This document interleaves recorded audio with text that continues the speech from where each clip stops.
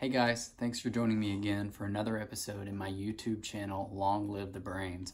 I have a special guest here that I'm excited to introduce you all to.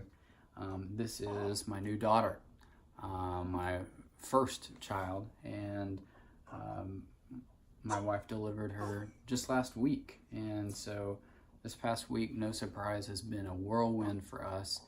And I brought her on to the channel for a few reasons. One is, she's a gorgeous baby, so how could I not want to show her off?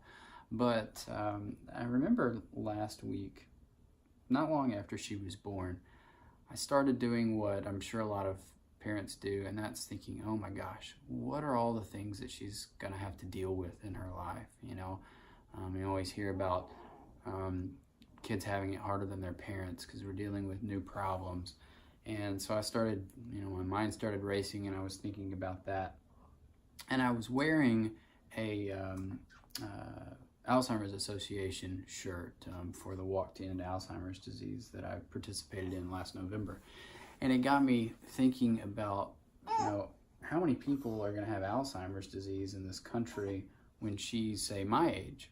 I'm 31, and so she'll be 31 in 2050. And our projections right now are that in this country alone, there are going to be 13.8 million people with Alzheimer's disease, which is more than double what it is right now.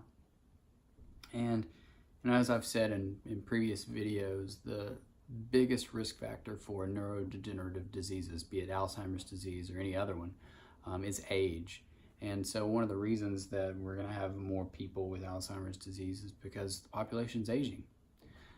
So if we don't do something to have better treatments, better recognition of the disease earlier, better treatments or cures, this is what we're looking at. The future looks pretty bleak. And so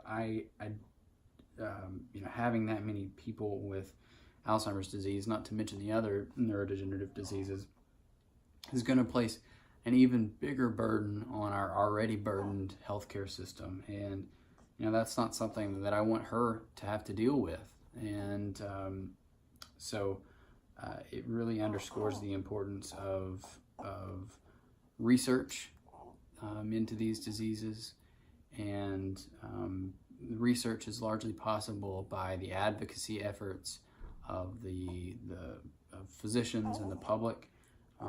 We've got to have a multi-front attack so that we can beat these diseases down, so that the children that are born today don't have to deal with the looming problem that looks like it's coming. I want to remind you to not forget to subscribe to my YouTube channel, Long Live the Brains. If you hit the notification buttons, you'll be notified every time I post new content. So I would encourage you to do that. Also, please follow me on social media. I'm on Twitter at Philip Tipton MD. I'm also on Instagram at Philip Tipton MD. So pretty much if you type Philip Tipton MD, you should be able to find me.